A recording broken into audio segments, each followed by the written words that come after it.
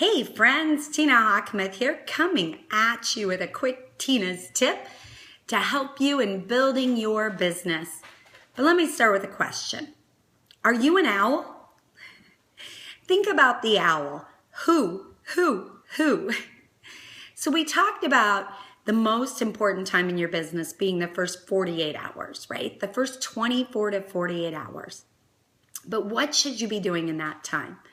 You want to be in volume generating activity, but you want to be strategic. What do I mean by that? Well, think of a winning lineup. Think of a sports team, the NBA or the NFL. What is the first thing they do? They recruit, right? They're talent scouts. They look for the best talent. Think of the Army. Do they just start flooding the fields with soldiers? No, first they find the generals to lead the team, right? You're laying the foundation of your business. You're setting up the dynamics of your team, and you are a talent scout. So when you think of who, that list is so important, and it's important that you do it quickly, because remember, the pace of the leader sets the pace of the team. You want to be like a rocket ship. 80% of your fuel at takeoff. Or I love Eric Worre's example of a plane on the runway, right? Think of that plane on the runway, and it's going down the runway, gaining speed. What if it only went half throttle? It's not even going to get off the ground, right? Well, when you're setting up your legacy business, you are the leader. You are setting the pace. You're the lid for your team, and the actions you take are what they're going to follow. If you're aggressively getting ready, right, trying to master the comp plan, instead of learning while you earn, that's what your entire team is going to do. This is a business of duplication. So who? Step number one in working smarter, not harder, is who are you going to call, right? So when you're making that list, thinking of who are your generals. This is a business where we can work with, we get to choose who we work with. And so when I make that list, what I coach is I want you to start out by thinking of those people that you respect and admire the most, and do not prejudge. There are so many cases where everything looks perfect on the outside because we all put on our Sunday smiles. But I'm here to tell you, you could be the angel that changes somebody's life. There are people praying for what you have to offer, and if you don't share it with them, somebody else will, right? I love that in this business, ordinary people can achieve extraordinary things. The money that we earn equals choices. We have the ability to make sure mommies and daddies mommies never cry themselves to sleep at night worrying about money again. And so, when you make that list, I want you to think of this. Everybody has the ability to brighten the room. Everybody brightens a room. Some when they enter, some when they leave, right? And I don't necessarily mean the most dynamic, but let's start there. The woman in the red dress or the man in the red suit, right? They're full of energy, full of life. When you think of the thermometer for the team, these are the people that people just feel better being around. Or they could be the opposite personality. They could be that more quiet, laid back person. But when you have a conversation with them, you walk away blessed. Like you feel better about yourself, and you think, wow, I thoroughly enjoyed that conversation. Or maybe they're full of wisdom, right? And so when you think about that, I think of people of influence. I think of teachers. Who are our teachers? They're the most underpaid, but they are teaching our future doctors, our future lawyers, our future, 6, 7, and 8-figure network marketers, right? Pastors. Some of the greatest success stories on our team have been from pastors. Some of them, these are the people that are passionate about helping others. It's their life's work. Coaches. Coaches are great because they're great at learning the play, following the system, and putting that into action and getting others to follow. They're great at building a culture of a team where there's no I in team. Every part of the team is important. So you got your teachers, your pastors, your coaches, your beauty professionals.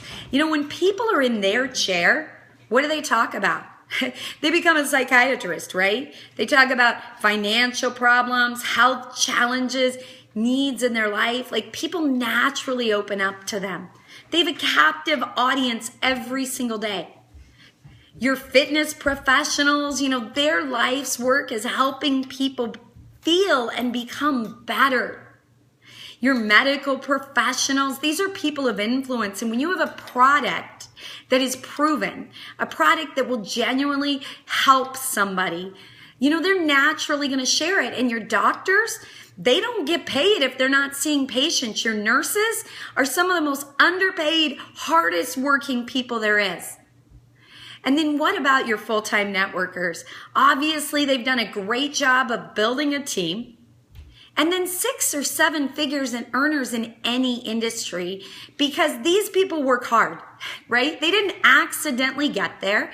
They set a goal. They mapped out a plan, right? And then they ran that play. And that's how they got where they're at. And when you can teach these people that you're a part of an industry where anything is possible, where ordinary people can create extraordinary success if they simply follow a plan, they get it.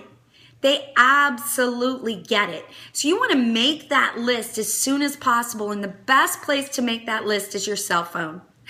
Go to your cell phone and think of that criteria. And you can also think, who would I love to travel the world with? Building a business. Maybe your company has free incentive trips. Who do I love spending time with? Who would be blessed by another income without another job? And then you want to get into massive action. Make that list. Start with your cell phone. Did you know the average person knows 3,000 people that you don't know? And then once you make that list, I'm going to talk about what to say when you call them on another tip video. But you want to do that out of the gate, guys, your first 24 to 48 hours. And what about your social media contacts? You know, Facebook, for example. I'm not a fan of the blanket messages to everybody in your Facebook. You've never known them, you've never talked to them, and you send them their link. Oftentimes I'll try to say thanks, but no thanks.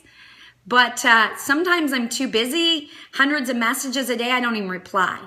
But what you can do is, if you've connected with somebody on Facebook, you know, maybe you see their posts and you just love how committed they are to their family. You know, this is a business that, you know, we're truly working for time freedom and financial freedom. And if you build a systematic, duplicatable business, you can find both, right? And so maybe you love how they are with their family and you just say, you have a lovely family. It makes me smile when I see your pictures. And start to connect with them. Or maybe it's somebody that you see they've lost a lot of weight and they inspire you, and you send them a quick message and say, I'm really inspired by your weight loss. Congratulations on your success. You know, what's your secret? How'd you do it? Maybe it's somebody that you just love their positivity, right? You're setting the culture of your team and you just say, hey, I just want you to know, I really appreciate your positivity on Facebook. When I see your posts, it always makes me smile. And strike up that conversation. And if it seems to be you want them to take a look at your business, guys, the phrase is really simple.